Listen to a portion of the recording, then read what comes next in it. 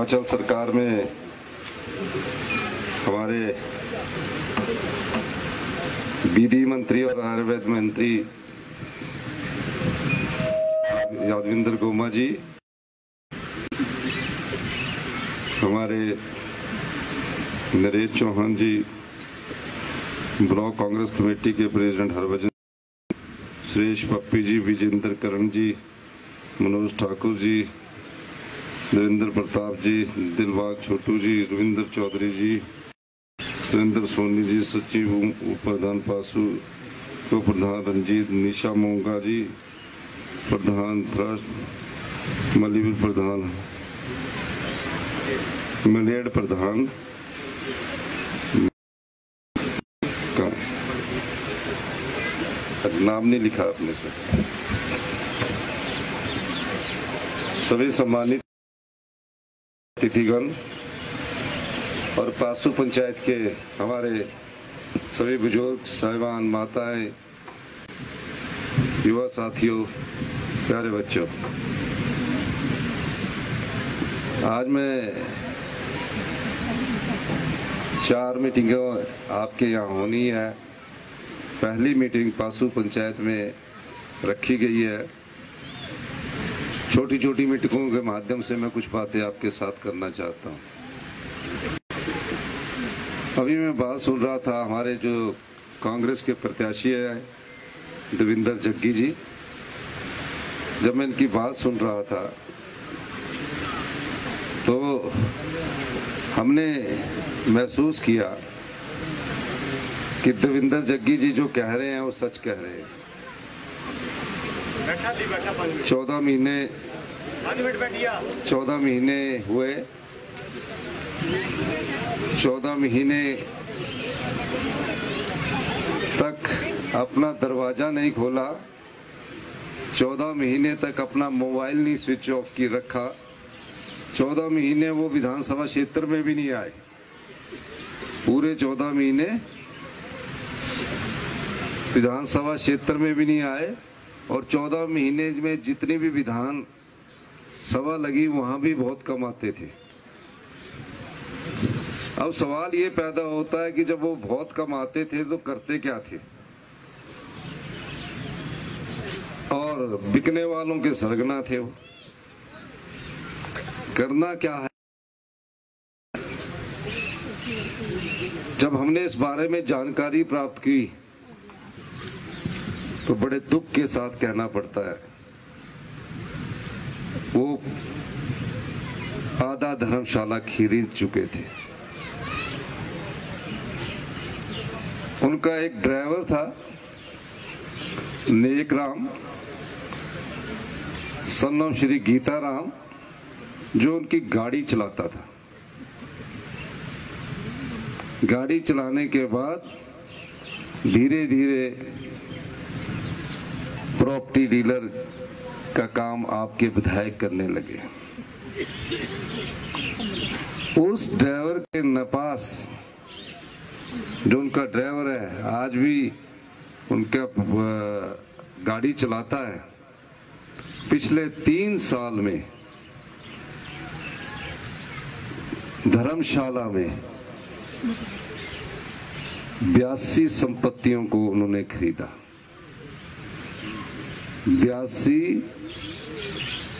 82 जमीनें उन्होंने आप किसानों की खरीदी, गरीब किसानों की खरीदी, और ये सभी जो सौदे हुए, ये सौदे धर्मशाला के शहर और धर्मशाला के इर्द गिर्द के हुए। तो आपका फोन कहाँ सुनना उन्होंने, आपसे क्यों मिलना? क्योंकि वो तो संपत्तियां खरीदते गए और 10 करोड़ रुपए की व्हाइट मनी में नेक राम ने संपत्तियां खरीदी। एक ड्राइवर के पास क्या 10 करोड़ रुपए आ सकता है जो उसकी गाड़ी चलाता हो? यही नहीं, और जगह भी कई संपत्तियां खरीदी। अब सवाल ये पैदा होता है कि जो चुनकर विधायक बनते हैं और इस प्रकार का काले धन से अपनी संपत्ति को 10 गुना बढ़ाने की कोशिश करते हैं। ये आपकी संपदा को लूटते हैं और जनता की नजर में ये दर्शाने की कोशिश करते हैं कि हम सेवक हैं, हम जनता के रक्षक हैं और धर्मशाला के गरीब किसानों की संपत्तियां खरीदकर आप रक्षक नहीं बल्कि भक्षक कहलाते हैं। ये इस क्षेत्र का बिका हुआ सरगना जो 10 साल पहले धर्मशाला में आया, 10 करोड़ का अपना महल बनाया और उसके बाद धर्मशाला क्षेत्र में 82 संपत्तियों का सौदा किया, अपना काला धन जमीनें खरीदने में लगाया। ये इस क्षेत्र के पूर्व बिके हुए सरगना की 3 साल में ये सबसे बड़ी कमाई की। 3 साल में खरीदी ये। आप बताइए कहां से आ रहा है इतना पैसा? और सफेद कुर्ता पजामा पहनकर अपने आप को बेदाग साबित करने की कोशिश करते हैं। इसका जवाब आप दीजिए। किन लोगों की संपत्तियों को आपने खरीदा? गरीब किसान की संपत्तियों को खरीदा। कोई खनियारा, कोई कहीं। 82 संपत्तियां बहुत ज्यादा होती है। मेरे पास जमीन का मालिक आया, कहा हमने कभी सोचा भी नहीं था कि एक विधायक साहब हमको फोन करके बोलेंगे कि ये संपत्ति आपको देनी पड़ेगी। मेरी तो थोड़ी सी जगह है। सारी जानकारी हम प्राप्त कर रहे हैं।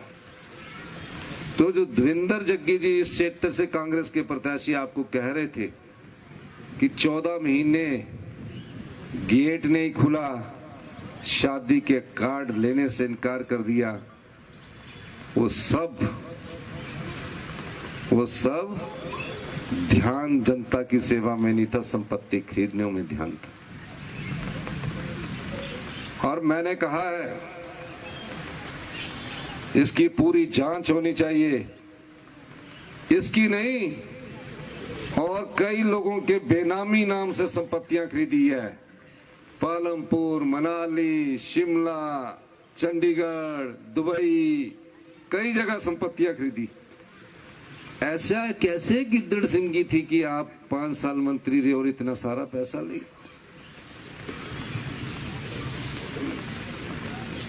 ये संपत्तियां आपकी है, ये आपके पैसे को लूटा है और राजनीतिक मंडी में बिके हैं।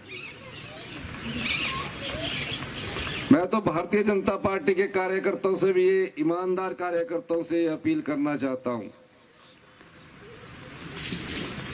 ये चुनाव धर्मशाला में ईमानदारी और बेईमानी के बीच में है। धर्मशाला विधानसभा क्षेत्र में पार्टी पर हमारे सांसद लड़ रहे हैं, आनंद शर्मा जी लड़ रहे हैं। यहां ऐसे बेईमान लोग जीत गए और किस चीज का दम भरते हैं?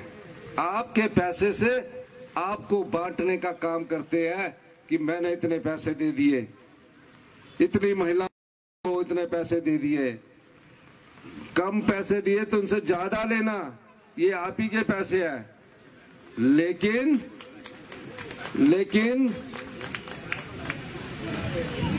लेकिन इस प्रकार की बात ना करना। इसीलिए मैं आपको कहना चाहता हूं, मैं जानता हूं कि शाम का वक्त है, एक ऐसा विधायक आपने चुनकर बेचा जो भारतीय जनता पार्टी की राजनीतिक मंडी में बिका। इसलिए 14 महीने के बाद भी, सारे कार्य करने के बाद भी मैं खुद स्मार्ट सिटी पर ध्यान देता था।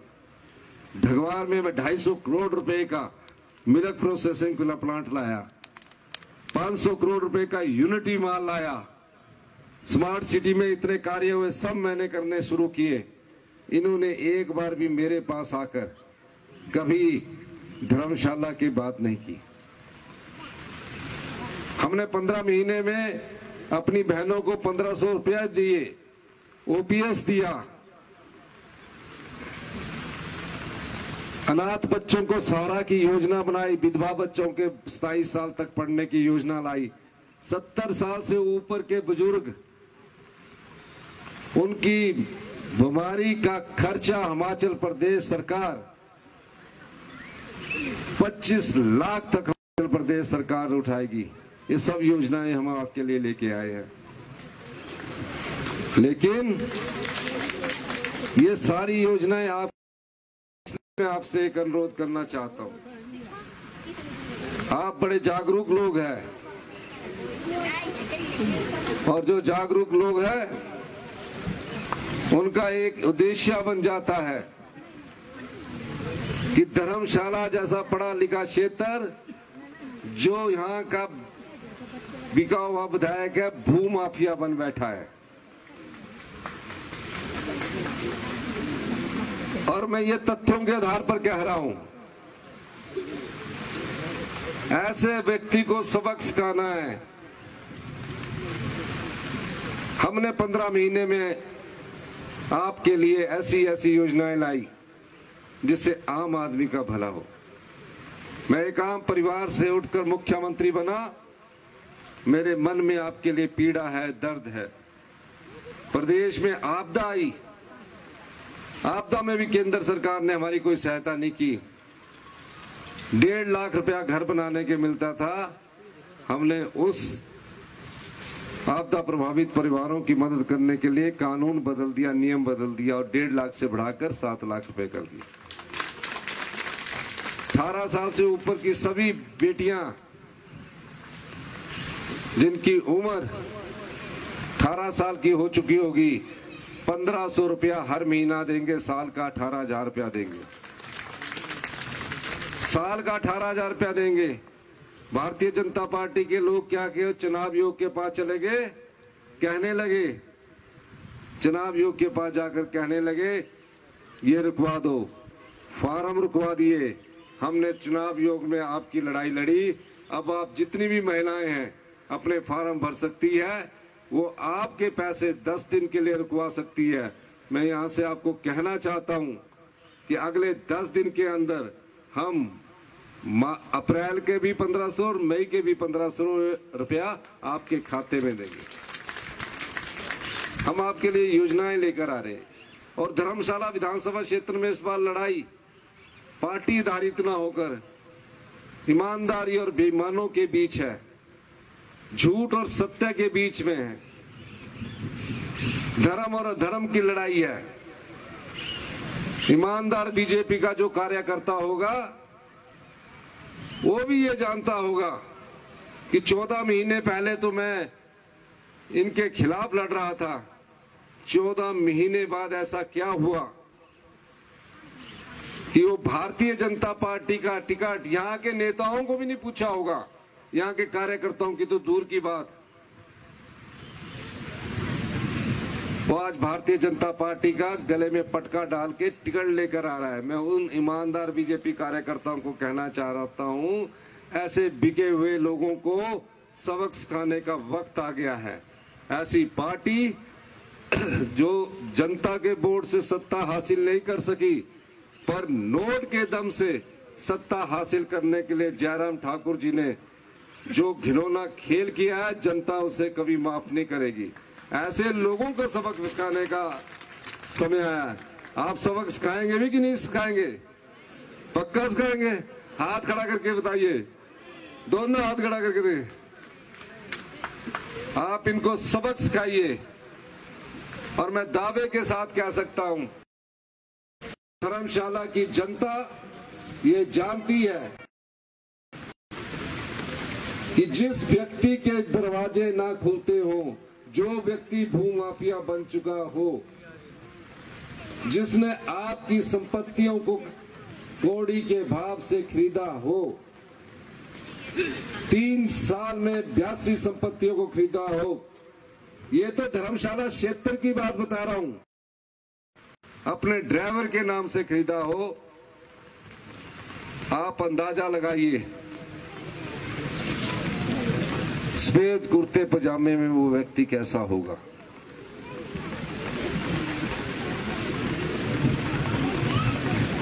यही मैं आपसे कहने और एक बार आपसे यह चाहता हूं, बारिश तेज हो गई है, कि देवेंद्र जग्गी जी को आप अधिक से अधिक वोट देके जिताइए। मैं धर्मशाला का विकास करूंगा। 3.5 साल हमारी सरकार है और आपने वोट देकर जिताना है। बहुत बहुत धन्यवाद।